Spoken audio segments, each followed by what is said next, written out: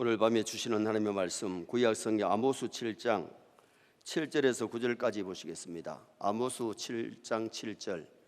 또 내게 보이신 것이 이러하니라.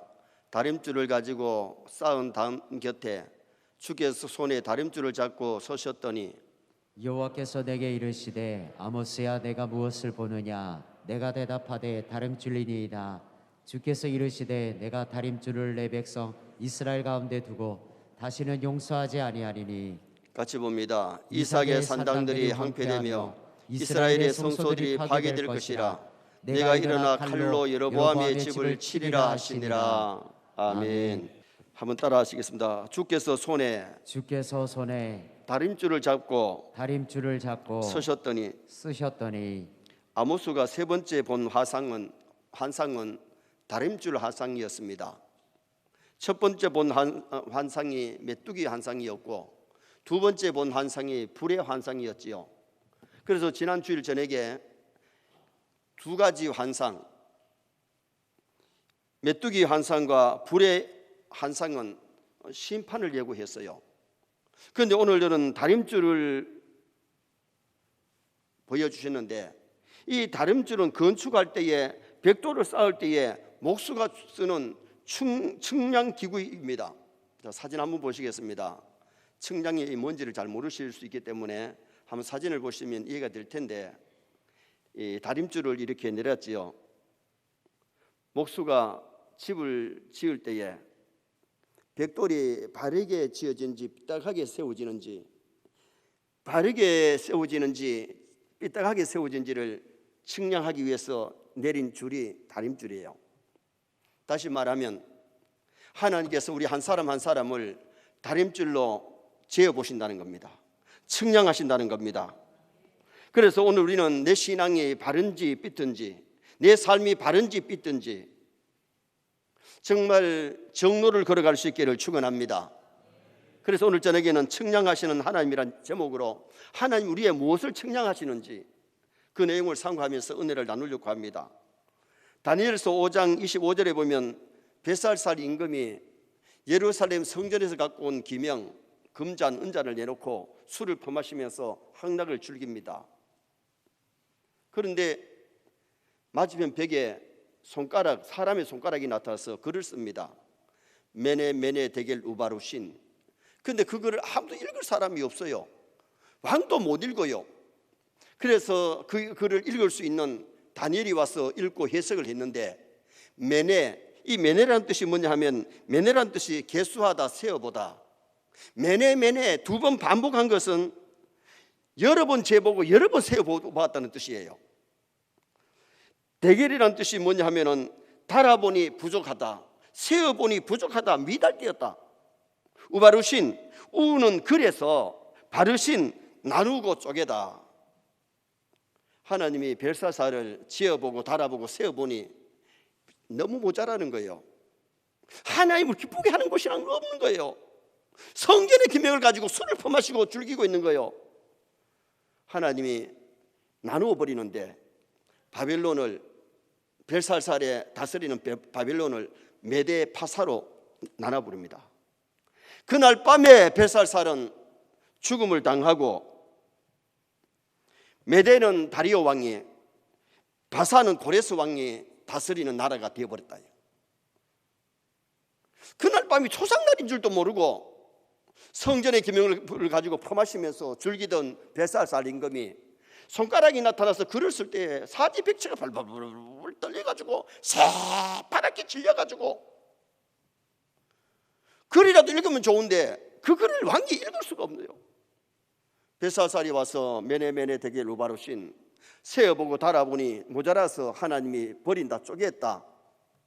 그날 벳살살이 목이 쪼개져 죽음을 당합니다. 나라가 두 단걸로 나누어집니다. 메대와 바사로 나누어져 버린 겁니다. 역사는 하나님의 손에 있습니다. 우리가 신앙생활하면서 정말 하나님의 마음에 쏙 들도록 하나님을 기쁘게 하고 하나님 앞에 인정받을 수 있는 삶이 될 수 있기를 주님의 이름으로 축원합니다.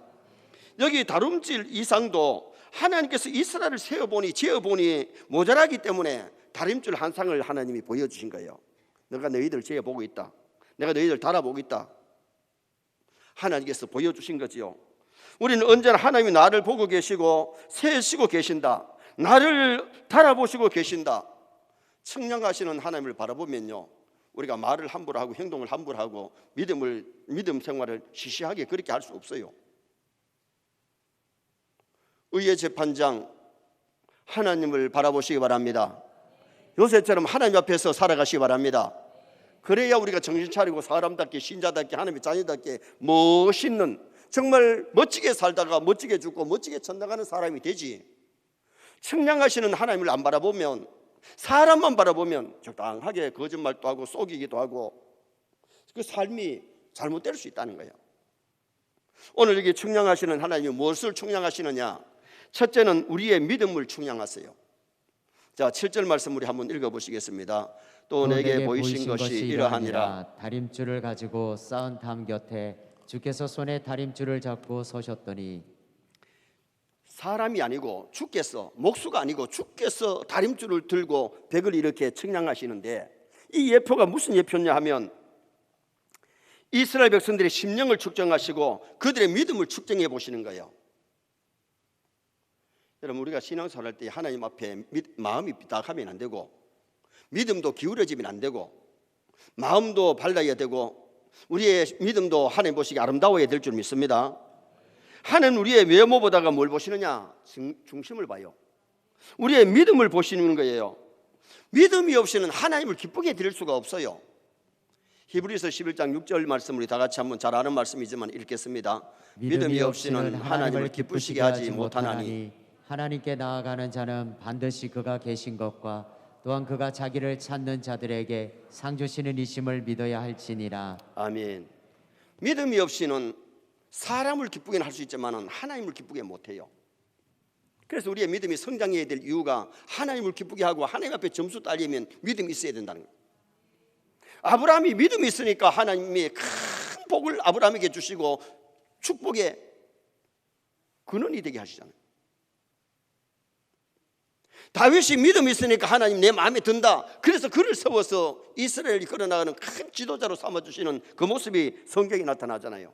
하나님이 살아계신다, 하나님이 천지 만물을 창조하고 나를 이 땅에 보냈다, 살아계시는 하나님이 계심을 알아야 되고 믿어야 되고, 그 다음에는 상 주시는 하나님을 믿어야 돼요. 정말 믿음으로 살고 말씀대로 살면 하늘에 상 주실 줄 믿습니다. 어떤 분이 그런 얘기 하더라고요. 천당만 가면 됐지 무슨 상이 필요합니까? 그러는데 그 사람 성경을 모르는 사람이에요. 분명히 하나님은 행한대로 갚아준다, 상 준다, 그렇게 하는데 왜 그 말씀을 안 믿느냐 이거예요. 그러니까 그 사람이 신앙이 충성하는 게 없고 하나님께 감사도 없고 하나님 앞에 신앙생활 바르게 못하더라고 말이에요. 그래서 성경은 믿음이 없이는 기쁘시게 못하는데, 믿음은 하나님이 살아계시는 것과 그가 자기를 찾는 자, 정말 말씀대로 살고 믿음으로 충성 보고 산 사람에게 상 주시는 하나님을 믿어야 된다고 히브리 기자는 기록하고 있는 거예요. 믿음이 없으면 원망하고 불순종하고 거역은 잘하지만은 감사 생활, 순종 생활이 안 되는 거예요. 아브라함이 믿음이 있기 때문에 하나님이 고향을 떠나라는 게, 고향 떠나는 게 쉬운 일이 아니지만은 고향을 떠나는 거예요. 백세에 얻은 아들을 바치라 하는데 안 돼요. 하나님 소 500마리 바칠게요. 그러지 않아요.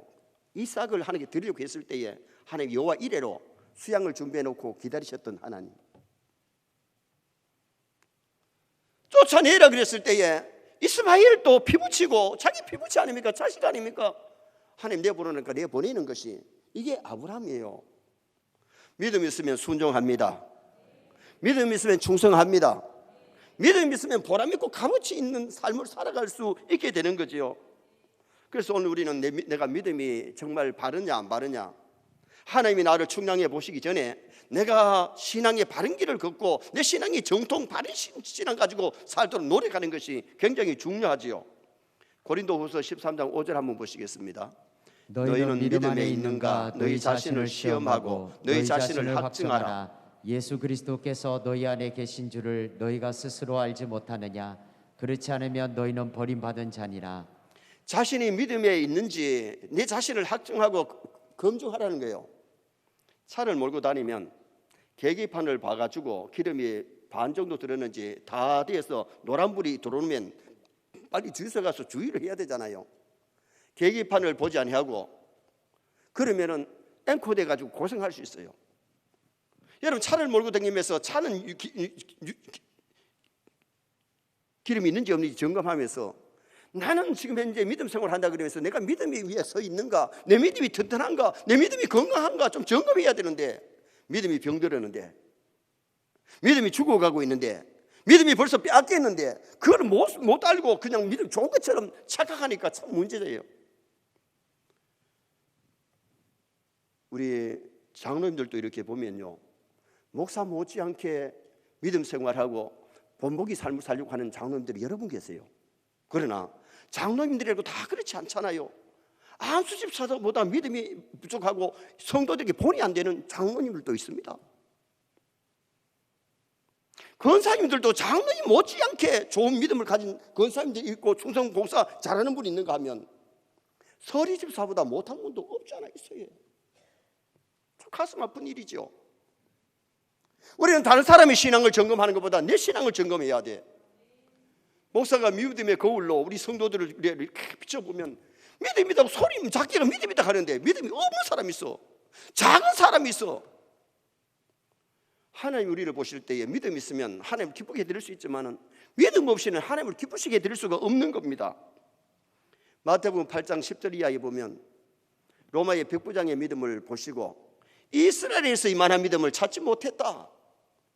그 믿음을 인정하시고 기뻐하시면서 아브라함과 이삭과 야곱과 함께 천국에 앉으려니와 그렇게 해서 주님이 칭찬하시는 모습이 성경에 나타나잖아요. 선민 이스라엘이 하나님 잘 섬기고 순종하고 살면 복인데 점점 하나님하고 멀어집니다. 우상을 섬깁니다. 그러니 우리 주께서 다림줄을 가지고 이스라엘을 재보도록 아모스 선자에게 다림줄의 환상을 보여준 거예요. 아, 하나님이 이스라엘을 재고 계시구나, 달아보시고 계시구나. 그것을 아모스 선자는 알죠. 그러나 이스라엘 백성들은 제 가운데 믿음을 안 사니까 그건 몰라요. 정신을 못 차린 거 있어요. 오늘 우리는 하나님이 내 믿음을 점검하시기 전에 내가 먼저 점검하시기 바랍니다. 정신 차리기 바랍니다. 믿음이 건강해져야 됩니다. 믿음이 성장해야 됩니다. 믿음이 튼튼해야 됩니다. 믿음으로 세상을 이기고 믿음으로 마귀를 물리칠 수 있잖아요. 믿음 없이는 하나님 기쁘게도 못하고 믿음 없이는 마귀도 못 이기고 죄도 못 이기고 세상을 못 이긴다고 그 말이에요. 그러므로 믿음은 그보다 더 귀한 거예요. 하나님 앞에서 성도들이 먼저 서야 할 것이 믿음이 굳게 서야 되고 믿음이 바로 서야 돼. 믿음이 병든 사람이 되면 병 빨리 치료해야 되죠. 믿음이 병든 사람은요, 육신이 병들면 고통이 오니까 병원에 가서 진단하고 치료를 받는데 믿음도 점검을 받고 치료를 해야 돼요. 벌써 믿음이 떨어지고 내가 믿음 생활 안 하면 내가 믿음이 병들었구나, 내 믿음이 다운됐구나 알아요. 그런데 그걸 모르기 때문에 이게 문제예요. 정말 우리 세뇌 모든 성도들이 금년 한 해 믿음이 크게 성장하시기 바랍니다. 믿음이 건강해지고 믿음이 튼튼해지고 믿음으로 하나님을 기쁘게 드리고 믿음으로 세상을 이기고 믿음으로 어둠의 세력을 물리칠 수 있는 그런 성도가 되어야 됩니다. 두 번째로 하나님 우리의 무엇을 측량해 보시느냐? 우리의 행위를 측량하십니다. 8절 말씀 한번 읽으시겠습니다. 여호와께서 내게 이르시되 아모스야 내가 무엇을 보느냐? 내가 대답하되 다림줄이니이다. 주께서 이르시되 내가 다림줄을 내 백성 이스라엘 가운데 두고 다시는 용서하지 아니하리니. 하나님이 다림줄을 들고 왜 이스라엘 용서하지 않겠다 그럽니까? 그들의 행위가 지금 하나님을 잘 섬기는데 우상을 섬기고 있고 그들의 행위가 하나님 보시기 아름답지 못하기 때문에 용서하지 아니하리라.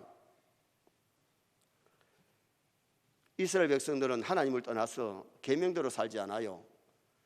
효도하라 그랬는데 불의하고 있어요. 살인하지 말라 그랬는데 살인을 행하고 간음을 행하고 도둑질을 하고 거짓말을 하고 탐을 내고 그렇게 살아가고 있는 거예요. 전도서 12장 14절 말씀 한번 보시겠습니다. 하나님은 모든 행위와 모든 은밀한 일을 선악간에 심판하시리라. 믿습니까?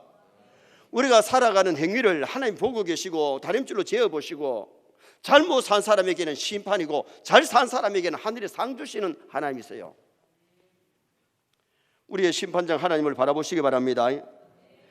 남이 아는 행위만 심판하는 것이 아니라 남몰래 행한 일도, 은밀하게 행한 일도 하나님이 심판하시는데, 하나님 모든 행위와 모든 은밀한 일, 다른 사람 모르게 숨어가지고 한 말과 행동을 하나님이 심판하신다. 계시록 22장 12절 말씀 또 한번 보시겠습니다. 보라, 내가 속히 오리니 내가 줄 상이 내게 있어 각 사람에게 그가 행한 대로 갚아주리라. 하나님 심판하실 때에 행위대로, 그가 행한 대로 갚아줍니다. 심판합니다. 선을 행한 사람에게는 뭐로 갚아주십니까? 상으로. 악을 행한 사람에게는 무엇으로? 징계로. 그러므로 오늘 우리가 중요한 것은 하나님 보시기에 선을 행하고 아름다운 삶을 살아서 주님 앞에 있을 때 착하고 충성된 종아 주님께로 칭찬 상급받는 사람이 있는가 하면, 악하고 게으른 종아 책망하는 사람이 있단 말이에요. 여러분, 사람이 나를 어떻게 평가하느냐, 그게 중요한 게 아니에요. 하나님의 평가가 절대인 줄 믿습니다. 사람이 죽이놈이라 해도 하나님 보실 때에 선한 사람이 있어요.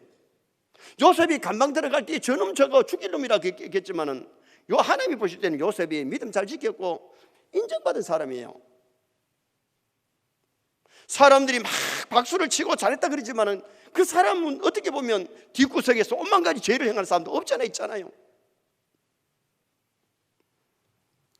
오늘 우리가 십계명뿐만 아니라 계명을 잘 준수하고 말씀대로 살면 그것이 이 땅에서 우리에게 복이 돼요. 여러분, 말씀 지키면 우리가 복 받습니다. 말씀을 지키지 않고 죄를 지으면 그게 마음의 상처가 되고 삶의 상처가 되는 거예요. 우리가 교회를 다니면서 하나님의 법을 잘 지켜야 되고요, 교회 법도 잘 지켜야 되잖아요. 오늘 낮에도 말씀드렸지만은 주일 성수에 대해서 예배 모범에도 말씀했고 규칙에도 말씀을 했어요. 또 예를 들면 자녀의 결혼을 부모가 강제로 못 시킨다. 아이들은 저 아가씨하고 이 총각하고 결혼 안 하려고 그러는데 부모가 강제로 결혼을 못 시킨다고 우리 헌법에는 명시해놨습니다.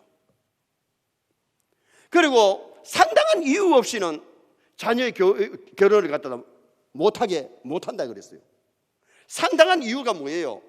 혈족끼리 결혼하려고 하려든지, 믿지 않은 사람하고 결혼하려고 할 때는 부모가 합당하기 때문에 반대할 수 있지만은, 그렇지 아니하면 부모가 마음에 안 든다고 자식들이 좋아가지고 결혼하겠다 그러는데 그걸 끊을 수 없어요. 그게 우리 헌법에 나와요.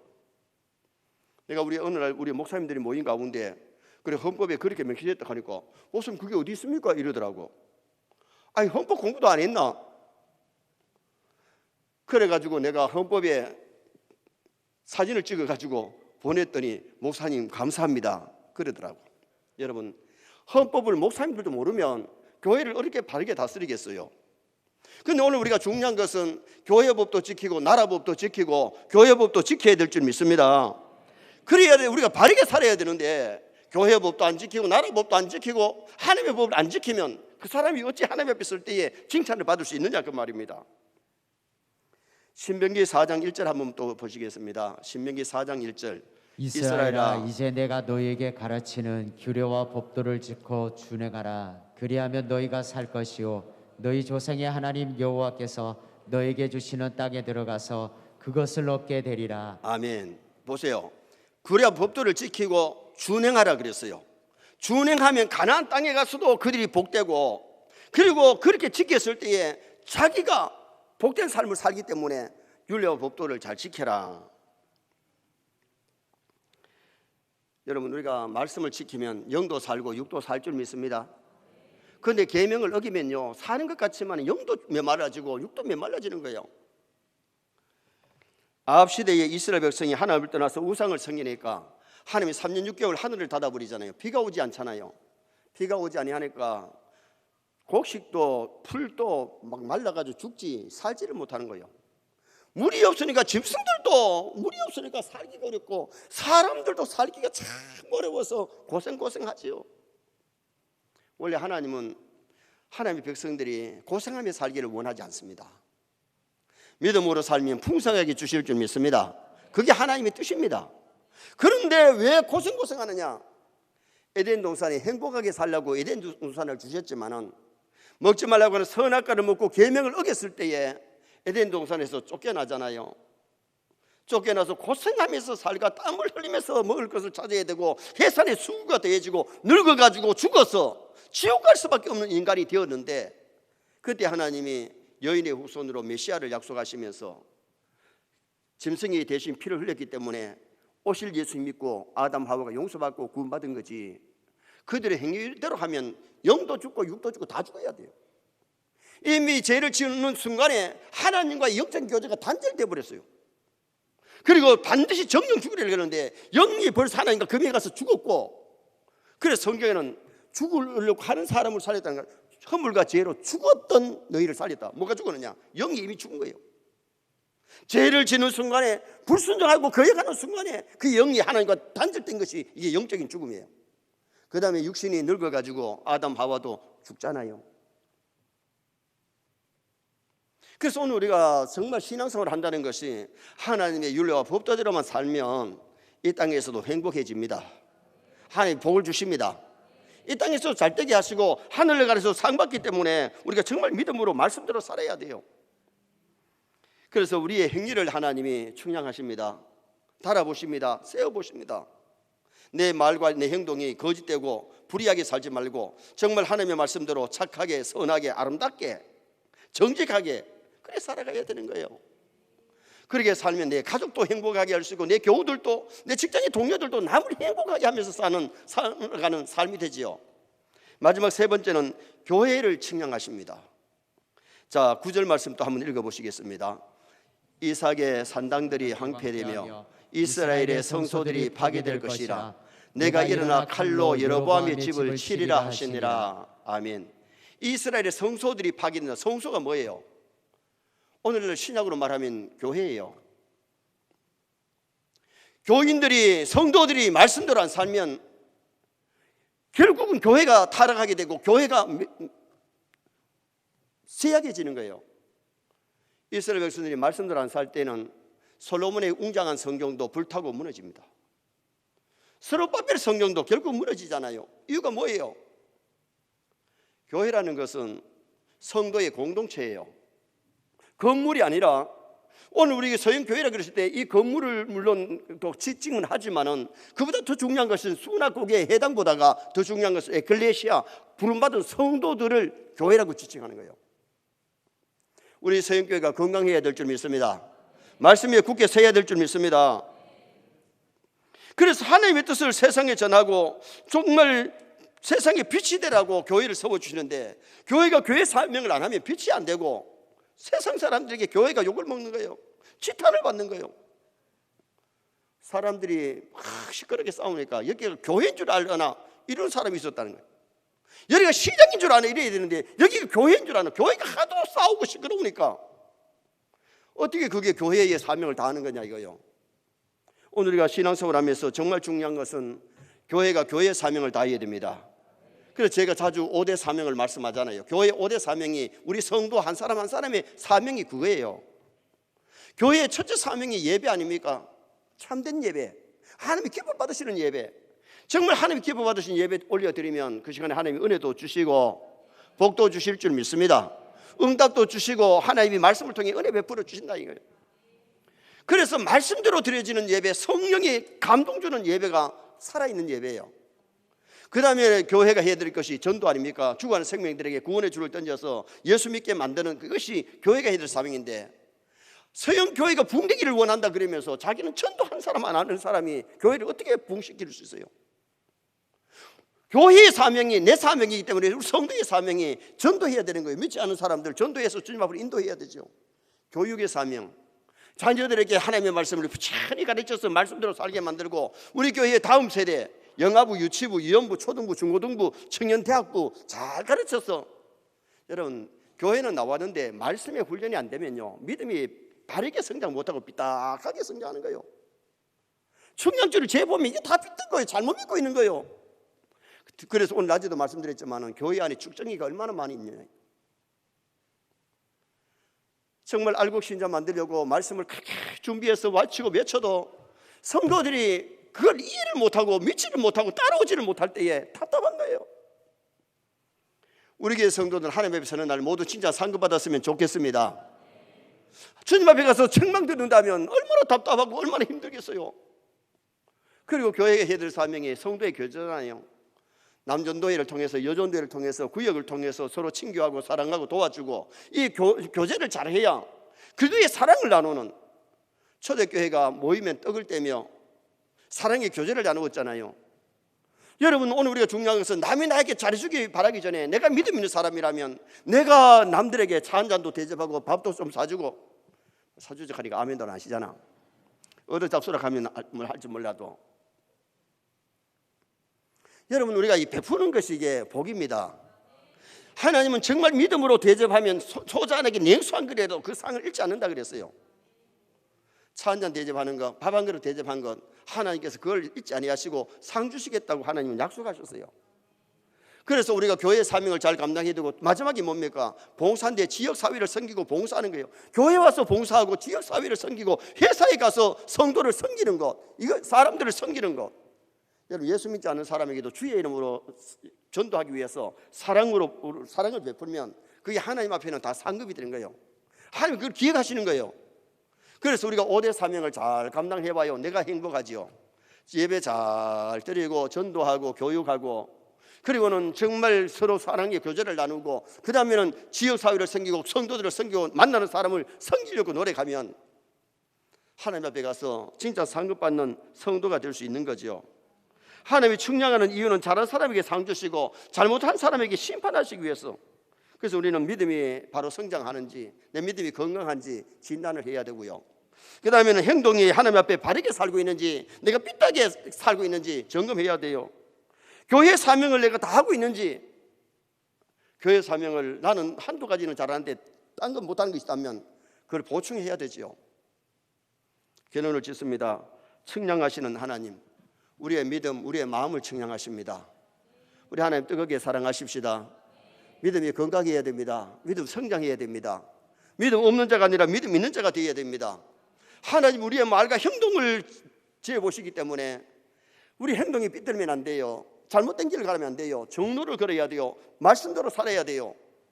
그리고 중요한 것이 교회를 측량하시는데, 하나님 믿지 않는 사람 측량하는 것이 아니고 세상을 측량하는 것보다가 교회만 바로 서면 하나님 이 나라를 버리지 않습니다. 교회가 교회 사명을 바로 감당하면, 내가 가정에서 하나님 앞에 신자로의 사명을 감당하면 하나님 내 가정, 우리 가정 붙들어 주신다. 그래서 우리 세인의 모든 성도가 다른 교회에 보다가 정말 이 시대에 하나님이 기뻐하시는, 여러분 한 사람 한 사람을 보실 때에 교회 사명을 잘 감당하는 나와 여러분 되시기를 주님의 이름으로 축원합니다.